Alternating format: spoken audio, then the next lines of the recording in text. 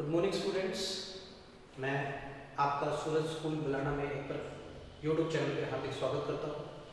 और मैं आप लोगों से रिक्वेस्ट करता हूँ कि आप जो भी लेक्चर यहाँ पे डिलीवर होते होंगे उनको आप ध्यान से देखें, और प्रीवियस लेक्चर को जब तक ना देख लें तब तक इस लेक्चर के ऊपर ना आए। तो मैं रिक्वेस्ट आपसे यही करूँगा कि पहले एक बार प्रीवियस लेक्चर को देखें ताकि आपको जो आज समझाया जाए वो चीज़ समझ में आ जाए। वैसे फिर भी मैं एक बार हल्का सा रिवीजन जरूर दूंगा, लेकिन उस हल्के रिवीजन में आपको समझ में नहीं आएगा। तो आप प्रीवियस लेक्चर को पहले देखें, लिंक आपको डिस्क्रिप्शन में मिल जाएगा प्रीवियस लेक्चर का। तो आप पहले प्रीवियस लेक्चर को देखें, उसके बाद इस लेक्चर के ऊपर आए। ठीक है, हम 10th क्लास के मैथमेटिक्स की बात कर रहे हैं, और उस मैथमेटिक्स में हमने एक टॉपिक स्टार्ट किया था रियल नंबर, जो आपका चैप्टर 1 है। उस रियल नंबर में हमने दो थ्योरम की बात की थी, एक यूक्लिड्स डिवीजन लेमा की बात की थी, एक फंडामेंटल थ्योरम ऑफ अरिथमेटिक की बात की थी। इन दो चीजों की हमने जिक्र किया था उसे, और इस पर्टिकुलर वन का मैंने बता भी दिया था आपको। लीमा के बारे में पहले बताया था मैंने आपको कि लीमा क्या होती है, इसके बारे में मैंने उस दिन आपको समझाया था कि लीमा आपकी एक ऐसी स्टेटमेंट है, एक प्रूवन स्टेटमेंट है। ऐसी स्टेटमेंट नहीं, आप कह सकते हैं प्रूवन स्टेटमेंट है जो किसी दूसरी स्टेटमेंट को प्रूव करती है। अगर आप प्रीवियस लेक्चर आपने देखा होगा तो आपको स्टेटमेंट को वहां पे मिल जाएगी। ठीक है, तो हमने यहाँ पे क्या पढ़ा था, यूक्लिड्स डिवीजन लेमा में हमने एक चीज पढ़ी थी, हमने डिवीजन पढ़ा था। यहाँ पे हमने क्या पढ़ा था, यहाँ पे डिवीजन पढ़ा था। कैसे पढ़ा था हमने डिवीजन, मैं एक बार आपको बता देता हूँ। यहाँ पे क्या पढ़ा था मैंने, a is equal to B Q plus R पढ़ा था मैंने। a is equal to B Q plus R पढ़ा था। यहाँ पे a क्या था आपका, a इज अ नंबर जिसको आपने डिवाइड करना है। a क्या था, नंबर था। b जिससे आपने डिवाइड किया है वो, जिस नंबर से आपने डिवाइड किया है वो। q क्या था, यहाँ पे क्वोशिएंट था, भागफल था आपका। और r क्या था यहाँ पे आपका, रिमाइंडर, जिसको आप शेषफल बोलते हैं। r क्या था यहाँ पे, रिमाइंडर था, जिसको आप शेषफल बोलते हैं। तो ये चार चीजें हमने ध्यान में की थी उस दिन, और इन चार चीजों के बेसिस पे हमने कुछ क्वेश्चन भी सोल्व किए थे। और इन्हीं के बेस पे आज हम जो दूसरी टेक्निक सोल्व करने वाले हैं इसमें, वो करने वाले हैं एचसीएफ फाइंड आउट करना, highest common factor find out करना, एचसीएफ फाइंड आउट करना हम इसमें पढ़ने वाले हैं आज। तो उस पे चलने से पहले मैं एक हल्का सा रिवीजन इस पर्टिकुलर का दे देता हूं, एक क्वेश्चन लेके। क्वेश्चन जो आपके सामने है वो क्या है कि number is divided by 37, a number is divided by 73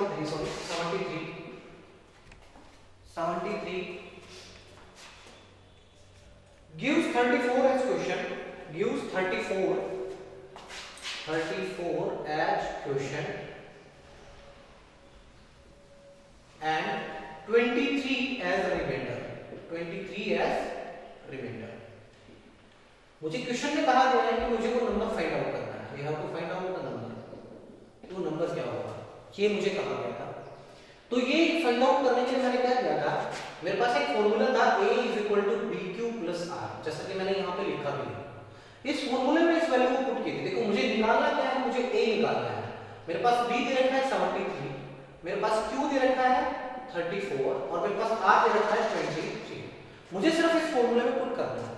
इस फॉर्मूले में अगर आप पुट करते हैं तो 73 into 34 प्लस 23, ये आपके पास कुछ वैल्यू आ रही थी। इसका जो मल्टीप्लाई आप करेंगे तो ये समवेयर आता है 2482, ये आपका मल्टीप्लाई आता है। इस मल्टीप्लाई की भी शॉर्टकट मैं आपको बता दूंगा कि मल्टीप्लाई शॉर्टकट में कैसे करते हैं। ये मैं एक वीडियो बना दूंगा पर्टिकुलर इसके ऊपर, ये कैसे करते हैं, इस पत्ती को कैसे लिखते हैं और ये कैसे लिखी जाती है, इसके ऊपर मैं पर्टिकुलर एक वीडियो बना दूंगा। पहले फिलहाल याद रखिए कि 2482 प्लस हमें क्या ऐड करना है, 23 ऐड करना है। तो ये वैल्यू क्या बनेगी मेरी, 2505। ये वैल्यू कितनी बनेगी मेरी, 2505। तो वो नंबर कौन सा है जो 73 से डिवाइड होने के बाद जो है 34 का उसका भागफल आता है और 23 का रिमाइंडर आता है, वो नंबर क्या है, ये वो नंबर है। अगर आप 2505 को अगर 73 से डिवाइड करोगे तो आपके पास जो भागफल आएगा वो कितना आएगा, जो क्वोशिएंट आएगा वो कितना आएगा, 34 आएगा, और जो आपके पास शेषफल जिसको आप रिमाइंडर बोलते हो कितना आएगा, 23 आएगा। जो आप करके देख लेंगे, ठीक है। ठीक है, अगर आप इसको इस नंबर से डिवाइड करेंगे तो 34 ही आपका क्वोशिएंट आएगा और 23 आपका क्या आएगा, आपका रिमाइंडर आएगा। ठीक है, ये हमने उस दिन आपको चीजें बताई थी। अब हम इक्विलिब्रियम डिवीजन थ्योरम से, लीमा से हम क्या फाइंड आउट करने की कोशिश करेंगे, आज हम एचसीएफ फाइंड आउट करने की कोशिश करेंगे। ठीक है, इस एल्गोरिथम में इसका एक एल्गोरिथम की कुछ एक स्टेप्स है वो आपने याद रखने हैं। एल्गोरिथम्स के क्या क्या स्टेप हैं? एल्गोरिथम, देखिए एल्गोरिथम का मतलब भी आपको पता होना चाहिए। अगर कहीं पे कोई वर्ड आपका नया आ रहा है तो उसका मतलब भी आपको बाकायदा पता होना चाहिए एल्गोरिथम क्या है। एल्गोरिथम किसी भी चीज की step by step representation, step by step representation है। आपने कोई टेक्निक यूज करनी है, मान लो आपने टेक्निक यूज करनी है, आप सब लोग किसान तो होंगे, किसान के बेटे होंगे, है ना? तो आप लोग खेती बाड़ी भी करते होंगे या आपने देखा होगा खेती बाड़ी करते हुए किसी। तो वहां पे क्या होता है, टेक्निक यूज होती है, उस टेक्निक में हमें स्टेप बाय स्टेप चलना होता है। पहले क्या करता है, ट्रैक्टर बुवाई करता है, उसके बाद उसको जोतते हैं, उसके बाद उसकी कटाई होती है। ऐसा थोड़े होता है कि भाई बिना जोते ही हम कटाई कर शुरू करते हैं, ऐसा पॉसिबल नहीं है। तो वो क्या है, स्टेप बाय स्टेप रिप्रेजेंटेशन है, पहले ऐसा होगा, फिर ऐसा होगा, फिर ऐसा होगा, फिर ऐसा होगा। समझ रहे हैं आप? तो स्टेप बाय स्टेप रिप्रेजेंटेशन को हम क्या बोलते हैं, हम एल्गोरिथम बोलते हैं। आज जो हम पढ़ने वाले हैं वो यूक्लिड्स डिवीजन एल्गोरिथम हम लोग पढ़ने वाले हैं। हमने ये एल्गोरिथम आज पढ़ना है, ठीक है? ये एल्गोरिथम आज हमने पढ़ना है। तो एल्गोरिथम के क्या होते हैं, स्टेप होते हैं। स्टेप 1, हमने स्टेप 1 में क्या करना है कि मेरे पास दो इंटीजर वैल्यू होनी चाहिए, मेरे पास दो इंटीजर वैल्यू होनी चाहिए a और b।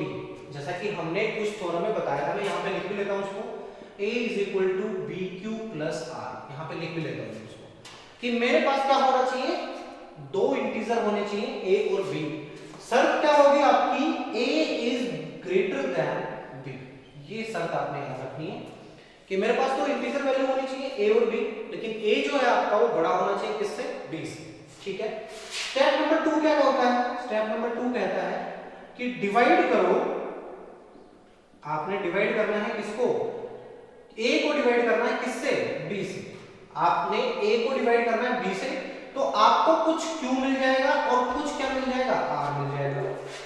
नेचुरल सी बात है।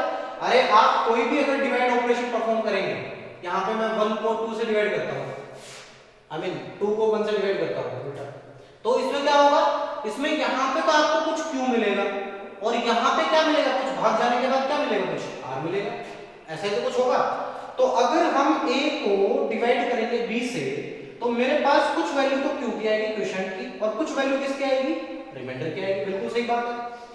अब स्टेप नंबर 3 में क्या करना है मुझे, स्टेप नंबर 3 में देखता हूं मैं, लेकिन एक चीज और याद रखना कि r की वैल्यू 0 से बड़ी या इक्वल होगी, बट छोटी होगी किससे, अरे ये याद रखना, छोटी होगी किससे, 20, ठीक है? आपने क्या याद रखना है, एक शर्त और याद रखनी है, आपने क्या याद रखनी है कि r की वैल्यू हमेशा छोटी या आई मीन r की वैल्यू हमेशा बड़ी या इक्वल होगी किससे, 0 से, और छोटी होगी किससे, 20, ये भी याद रखना है। स्टेप नंबर 3 कहता है इफ r = 0, अगर r की वैल्यू 0 है, अगर मान लो आपने पहला ही ऑपरेशन किया और पहले ऑपरेशन में r की वैल्यू 0 आ गई, जैसे कि मैं यहाँ पे देखता हूँ, यहाँ पे क्या होगा, 2 पे भाग जाएगा और यहाँ क्या आएगा, 2 आएगा और यहाँ क्या बचेगा, 0 बचेगा। तो पहले ऑपरेशन में क्या होगी, r की वैल्यू 0 होगी, तो हमने क्या करना है, HCF of a, b = r, ये कर देना है। बात समझ आ गई? हमने क्या कर देना है, HCF of a × b, a/b, b, ये कितना होगा, b होगा, r नहीं, सॉरी, कितना होगा, b। आपका क्या आएगा, यहाँ पे जो भाग आई मीन जिससे हमने भाग दिया है वो आएगा। जैसे कि मैं अगर इस पर्टिकुलर की बात करूं कि HCF ऑफ 1, 2, तो ये कितना आ रहा है, 1 आ रहा है भाई। क्यों आ रहा है 1? क्योंकि b की वैल्यू कितनी है, b की वैल्यू 1 है। अरे ये तो b है, इसको हमने क्या लिखा था, b तो लिखा था, और इसको हमने क्या लिखा था, a लिखा था। ये क्या था, क्वोशिएंट था, और ये क्या था, रिमाइंडर था। ऐसा तो कुछ लिखा है। तो HCF ऑफ 1/2 = 1 हो जाए, क्यों, क्योंकि r की वैल्यू कितनी हो गई है, 0 हो गई है।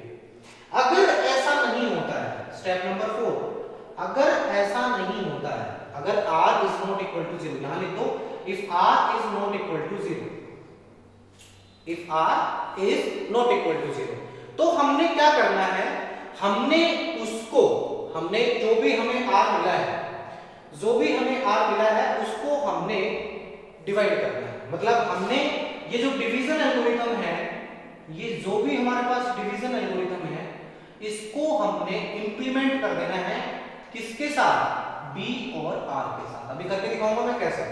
हमने इस डिवीजन, अगर मेरी r की वैल्यू 0 नहीं है, मान लो HCF कब फाइंड आउट होता है, जब r की वैल्यू 0, और r की वैल्यू 0 आई नहीं तो क्या करेंगे हम, ये डिवीजन एल्गोरिथम जो है, स्टेप नंबर 2 जो है, जो स्टेप नंबर 2 है ना अपना, ये हम किसके लिए इंप्लीमेंट कर देंगे, b और r के लिए इंप्लीमेंट कर देंगे। बात समझ में आई? स्टेप नंबर 5, हम स्टेप नंबर 5 पे चलते हैं।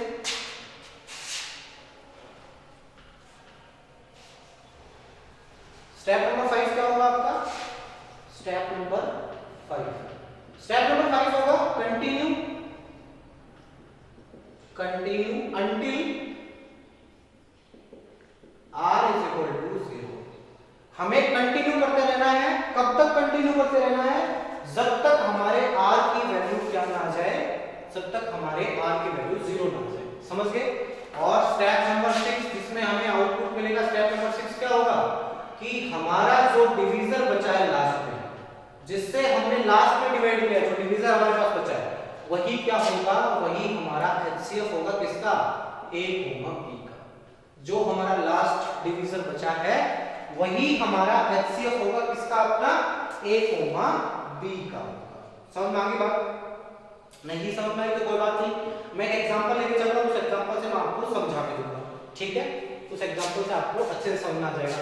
वेल, अगर आप नहीं लिख पा रहे हैं, अगर यहाँ पे जल्दी मिट जाता है, तो आप लोग वीडियो को पॉज करके इस स्टेप्स को आप अपनी नोटबुक या फिर रफ कॉपी में आप लोग नोट कर सकते हैं, ताकि आपको ये याद रहे, या आप वीडियो को दोबारा देख सकते हैं। मैं रिक्वेस्ट ये करूंगा कि पहले तो वीडियो को देखिएगा पूरा, देखने के बाद जब आपको सारी चीजें समझ में आ जाए, फिर दोबारा चला के वीडियो को नोट कीजिएगा सारी चीजें। ठीक है, चलिए हम एक एग्जांपल लेके चलते हैं इस एल्गोरिथम के ऊपर। इस एल्गोरिथम के ऊपर हम एक छोटा सा एग्जांपल लेके चलेंगे, उसके बाद हमें पता लग जाएगा सब चीजों का कि हमने कैसे क्या चीज सोल्व की है। यहां पे कह रहा है हमें HCF फाइंड आउट करना है, हमें HCF फाइंड आउट करना है यूक्लिड्स डिवीजन एल्गोरिथम का यूज करके 861 का, 861 और 255, ये हमें HCF फाइंड आउट करना है। b की वैल्यू ये और मेरे a की वैल्यू ये, ये मुझे HCF फाइंड आउट करना है। अब क्या करना होता है आपको पता है, आपको बताने की जरूरत नहीं है मुझे। यहां क्या करेंगे आप, 861 लिखेंगे और यहां पे क्या लिखेंगे, 255 लिखेंगे। ऐसा ही तो करेंगे, यही तो था स्टेप 1 कि आप 255 को 867 से डिवाइड कर देंगे। स्टेप 1 यही था मेरा। अब डिवाइड करेंगे तो ये कितने के ऊपर जाएगा भाई, ये नेचुरल सी बात है 3 के ऊपर जाएगा। अगर 3 के ऊपर जाएगा तो जरा काउंट करो कितना बनेगा ये 5 या 15, 1, 5 या 15, 1, 16, 1, 3 दूनी 6, 1, 7, यही जाएगा। आप भाग करके देख लेना, यही आपका आंसर आएगा। यहां पे कितना बचेगा, यहां पे बचेगा आपके पास 2, यहां पे कितना बचेगा भाई 0, और यहां पे कितना बचेगा 1, ऐसा ही तो बचेगा। अरे यही तो बचेगा आपके पास। इसके बाद आपने क्या करना है, इसके बाद आपने जो भी आपका रिमाइंडर बचा है, जितना भी आपका रिमाइंडर बचा है, उसको आपने डिवाइड कर देना है। किससे, अब देखिए ये चीज डिवाइड हो जाएगी किससे, मैं इसको अलग स्टेप में लिख देता हूं। देखिए मेरे पास क्या, देखिए स्टेप क्या था, अगर r की वैल्यू 0 नहीं आई, अगर r की वैल्यू 0 नहीं आई तो मुझे क्या करना है, मुझे सेम एल्गोरिथम इंप्लीमेंट करना है किसके केस में, b और r के केस में, यही तो था।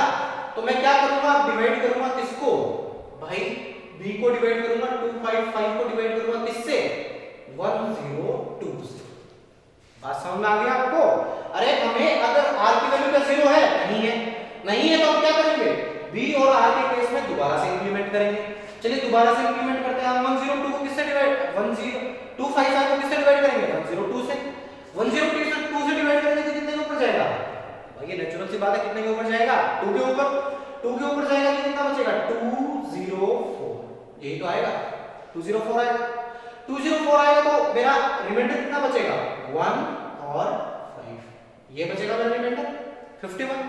क्या रिमाइंडर मेरा 0 है, रिमाइंडर मेरा फिर 0 नहीं है, फिर 0 नहीं है तो फिर क्या करूंगा मैं, अरे अब तो आपने बता देना है, फिर क्या करूंगा मैं, 51 से डिवाइड करूंगा किसको, 102 को डिवाइड करूंगा। ऐसा ही तो किया है मैंने, अरे यही तो कहा मैंने कि बी और आर के उसमें फिर दोबारा डिवीजन एल्गोरिथम लागू कर दो। डिवीजन एल्गोरिथम मैंने लागू कर दिया। अब किसके ऊपर जाएगा, अब भाग जाएगा 2 के ऊपर। 2 के ऊपर जाएगा तो ये कितना आ जाएगा, 102 आ जाएगा। 102 आते ही यहाँ पे क्या आ जाएगा, यहाँ पे r क्या आ जाएगा आपका 0 आ जाएगा। r आपका क्या आ जाएगा 0। r आपका 0 आते ही आपका HCF आ गया भाई। HCF of 861, 255 is equal to last divisor. Last divisor देखिए किसका होगा, जो लास्ट डिवीजर होगा वो किसका क्या होगा, इसका HCF होगा। लास्ट डिवीजर कौन है, अरे लास्ट डिवीजर देखो ना जिसमें 0 आ गया r की वैल्यू, कौन है 51। तो यहाँ पे आपका HCF क्या होगा 51 होगा।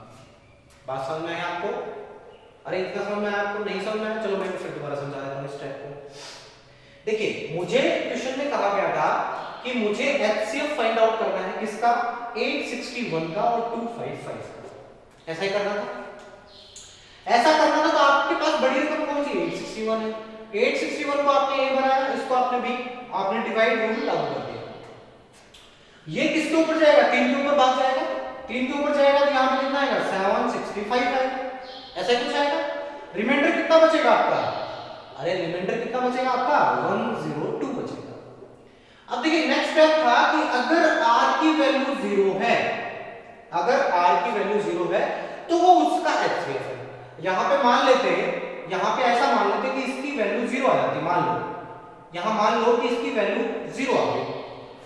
0 आ गई तो HCF कितना होता, अब HCF होता लास्ट डिवीजर। लास्ट डिवीजर मतलब 255, यही तो होता अगर r की वैल्यू 0 आ जाती, जैसे कि मैंने उस केस में किया था 1 और 2 के केस में, समझ गए। लेकिन यहां पे 0 आया नहीं, यहां पे कितना आया 102 आया। अब 102 आया तो क्या r की वैल्यू 0 है, नहीं है। नहीं है तो इस एल्गोरिथम को लागू कर दो किसके केस में, b और r के केस में। ऐसा ही तो हुआ, b और r के केस में अगर लागू करूंगा तो ये क्या होगा, 102 को भाग दूंगा किससे 255 से। मतलब ये क्या बन जाएगा, ये तो बन जाएगा डिवीजर और ये डिवाइडेड बन जाएगा। समझ में आ गई बात। 255 तो क्या बन जाएगा, जिसको भाग देना है, और 102 क्या बन जाएगा, जिससे भाग देना है। बात समझ में आ गई। अब ये किसके ऊपर जाएगा, कितने के ऊपर जाएगा 2 के ऊपर। 2 के ऊपर जाएगा तो यहां क्या बचेगा 204 बचेगा। 204 बचेगा तो रिमाइंडर कितना आएगा, अरे रिमाइंडर कितना आएगा, रिमाइंडर आपका आएगा 51। क्या 51 0 है, अरे क्या r की वैल्यू जो आपकी बार मिली क्या वो 0 है, वो r की वैल्यू 0 नहीं है।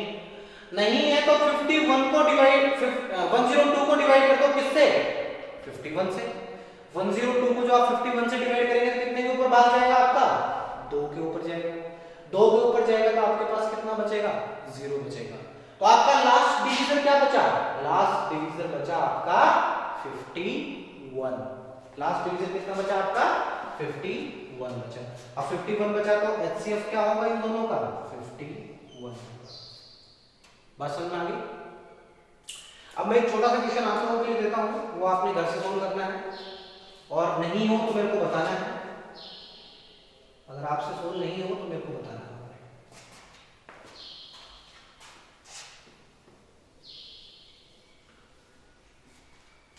एक क्वेश्चन मेरे पास है कि मुझे HCF निकालना है किसका 205 का और 102 255 कर लिया 255 का और 102 का मुझे HCF निकालना है। ये HCF निकालना है मुझे, ठीक है। ये आपके लिए क्वेश्चन है, घर से आपने इसको सोल्व करके लाना है इस क्वेश्चन को कि मुझे HCF निकालना है 255 का और 102 का, ठीक है। अगर आपसे ये क्वेश्चन नहीं निकलता तो आप कमेंट सेक्शन में लिख के मेरे को बता सकते हैं। अगर आज के किसी टॉपिक में आपको कोई भी प्रॉब्लम आई है तो वो भी आप कमेंट करके मुझे बता सकते हैं, ठीक है। मैं आपसे आपका धन्यवाद करता हूँ सूरज बिलाना परिवार की तरफ से, सूरज स्कूल की तरफ से, कि आप लोग ने इतने इंतजाम के साथ ये वीडियो देखा और आप इसके साथ बने रहे। मैं उम्मीद करता हूँ कि आपको ये समझ में आया होगा। अगर आपको नहीं समझ में आया है तो बच्चों मेरी रिक्वेस्ट आपसे यही है कि आप कमेंट करके मेरे को बता सकते हैं ताकि मैं और बेटर इंप्रूव करूँ। हाँ, एक रिक्वेस्ट मैं आपसे और करता हूँ कि इस चैनल को ज़्यादा से ज़्यादा सब्सक्राइब करें वीडियो को ज़्यादा से ज़्यादा लाइक करें और शेयर करें, ताकि मोटिवेशन टीचर का ऑटोमेटिकली बढ़ता रहे। और मैं आपके लिए देखिए वैसे तो बेस्ट से बेस्ट प्रिपेयर करता ही हूँ, मैं और भी अच्छा प्रिपेयर करूँ। मैं आपके इस टॉपिक में ही आपको कुछ अलग से चीज़ें भी बताता चलूँगा, ताकि आपको और भी अच्छा लगे, आपको वीडियो और पसंद आए। ठीक है, तो मैं इसी के साथ आज के वीडियो की समाप्ति की घोषणा करता हूँ। धन्यवाद। जय हिंद, जय भारत।